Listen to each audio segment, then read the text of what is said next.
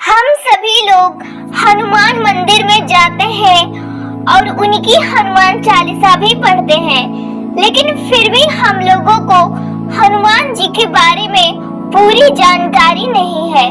तो चलिए जानते हैं। हनुमान को महादेव का गिरा हुआ रुद्र अवतार माना जाता है। सब जानते हैं कि वह प्रभु श्री राम के सच्चे और सबसे बड़े भक्त हैं। हनुमान का जन्म अंजनेरी पर्वत पर माता अंजनी के कोख से हुआ था। उनके पिता का नाम वानर राज केसरी था। इस वजह से उन्हें अंजनी पुत्र और केसरी नंदन इन नामों से भी जाना जाता है। सूर्य के सुवर्ण निर्मित सुमेघ में केसरी जी का राज्य था। एक बार अंजनी ने स्नान करके सुंदर वस्त्र आभूषण परिधान किया। उस वक्त पवन भगवान ने उनको कहा कि आपको सूर्य अग्नि और सोने जैसा तेजस्वी वैज्ञादता महाबली पुत्र प्राप्त होगा, और वैसे ही हुआ। श्री राम का निष्ठावान सेवक भक्त जानकर हनुमान जी से हम सब परिचित हैं। हनुमान को असीम भक्ति और असीम विनम्रता ऐसे अनेक गुणों से पहचाना जाता है। हनुमान की जन्म की कथा यहाँ श्री राम जी के जन्म से जुड़ी हुई है। अंजनी को संतान प्राप्त हो सके, इसलिए वह भगवान शंकर जी की पूजा कर रही थी। आज भी शिव भक्त महाशिवरात्रि को शंकर जी की उपासना करते हैं। इस बीच अयोध्या के राजा दशरथ और उनकी 3 रानियां भी उनको पुत्र प्राप्ति हो सके, इसलिए भगवान की आराधना कर रही थी। उन्होंने अपने गुरु के मार्गदर्शन से संतान प्राप्ति के लिए पुत्र कमेष्टि यज्ञ किया। यज्ञ के समापन पर तीनों रानियों को भगवान से खीर प्रसाद में मिली। भगवान रानी कैकेयी के खीर दे रहे थे, तब एक पंछी वहां पर आया और पंछी ने अपनी चोंच से मुख में खीर भरकर वहां से उड़ गया, पर उड़ते समय उसके चोंच से वह खीर अंजनी के हाथ पर गिरी। अपने आप अपने हाथ में गिरे हुए खीर अंजनी ने भगवान का प्रसाद समझकर खा लिया। दिव्य प्रसाद के प्रभाव में अयोध्या के तीनों रानी और अंजनी इन सबको पुत्र हुए। केसरी और अंजना, इनको जो लड़का हुआ वह ईश्वर अवतार दिख रहा था। उन्होंने उसका नाम मारुति पवन रखा। वायुदेव की वजह से, उनकी शक्ति की वजह से वह फल या खीर अंजना के हाथ में आया था।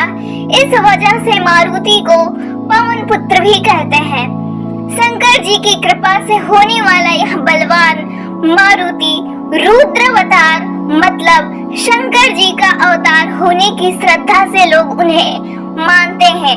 बचपन से मारुति को बहुत सारी शक्तियां प्राप्त हुई थी। एक दिन सूर्य उदय के समय उसके छोटे से लाल रंग के सूर्य को देखकर मारुति को वो सुंदर लड्डू लग रहा था। उसको निगलने के लिए हनुमान ने उड़ान भरी। इंद्रदेव के साथ साथ सभी देव भयभीत हो गए। इंद्रदेव ने सूर्य और पृथ्वी को बचाने के लिए अपना हथियार मारुति की तरफ से मारा। इस वजह से मारुति मूर्छित हो गए। अपने पुत्र की ऐसी स्थिति देखने के बाद पवन देव ने सभी सृष्टि की वायु बंद कर ली। इस वजह से सभी जानवर और इंसानों का अस्तित्व खतरे में आया। उसके बाद सभी देवताओं ने मारुति को मूर्छावस्था से बाहर लाए और पवन देव को शांत करके पहले जैसी वायु पर्यावरण में लाए। हनुमान को सभी देवों ने आशीर्वाद देते हुए कई शक्तियां प्रदान की। ब्रह्मदेव ने अमितायु, इंद्रदेव ने व्रज से पराजित न होने का, सूर्य देव ने अपने संतास तेज से युक्ति और संपूर्ण शास्त्रों में निष्णात होने का और पानी से अभय रहने का, यम जी ने यमदंड से अवध और पत्थर से नष्ट न होने का, शंकर जी ने अजय योद्धा पर विजय प्राप्त करने वाला और विश्वकर्मा ने सभी प्रकार के असहयोग अस्त्र और शस्त्र कभी भी क्षति न होने वाला वर दिया। यह सभी प्रकार की वर प्राप्ति की वजह से हनुमान ने अमित पराक्रम किए। जो जग में प्रसिद्ध हो गए। एक दिन बचपन में सभी शक्तियों से पूर्ण हनुमान ने एक ऋषि का परिहास किया। इस वजह से मारुति को श्राप मिला, तुम तुम्हारे सभी शक्तियों को भूल जाओगे। कई सालों बाद सीता को ढूंढते समय समंदर लांघने से पहले जामवंत ने हनुमान को उसके शक्तियों की याद दिलाई। श्री राम, सीता और लक्ष्मण जब वनवास में थे, उस वक्त रावण ने सीता का हरण करके लंका में लाया। राम लक्ष्मण सीता को ढूंढ रहे थे, तब उनकी हनुमान से भेंट हुई। इधर से आगे हनुमान सीता को ढूंढने लगे, रावण से लड़ाई करके राम की मदद की और आगे जिंदगी भर राम की मन से भक्ति की। उस वजह से जिस जगह राम का मंदिर है, उसके बाजू हाथ जोड़े हुए हनुमान की मूर्ति होती है। वे महादेव का अवतार होने से उनमें बहुत सामर्थ्य है। राम भक्ति करते समय उसमें विष्णु तत्व होने के कारण उनमें स्थिति का भी सामर्थ्य आ गया है। हनुमान में ब्राह्मण तेज और शस्त्र तेज दोनों होने के कारण युद्ध के वक्त वह उसका अच्छे से इस्तेमाल करते थे। ऐसा बोला जाता है, महाभारत के युद्ध में श्री कृष्णा ने हनुमान को अर्जुन के रथ पर स्थान दिया था। तभी हनुमान ने रथ और अर्जुन पर आने वाली अस्त्र और शस्त्र हवा में नष्ट कर दिए। ऐसा बताया जाता है, हनुमान शक्ति सामर्थ्य के लिए जितना प्रसिद्ध है, उतना ही वह बुद्धि के लिए भी जाने जाते हैं। बचपन में हनुमान ने गुरुकुल में जाकर बहुत सारी विद्या सीखी थी। वानरों का युद्ध करने की विशिष्ट तरीका मारुति ने सीखा।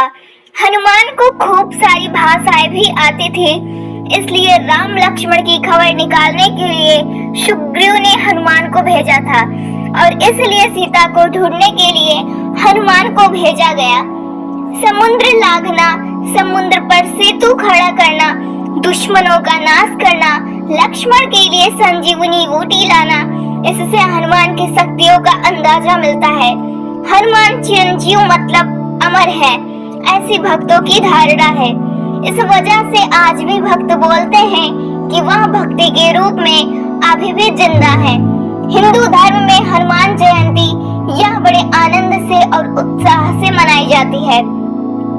उनके बारे में जितना बोला जाए और लिखा जाए सब कम है।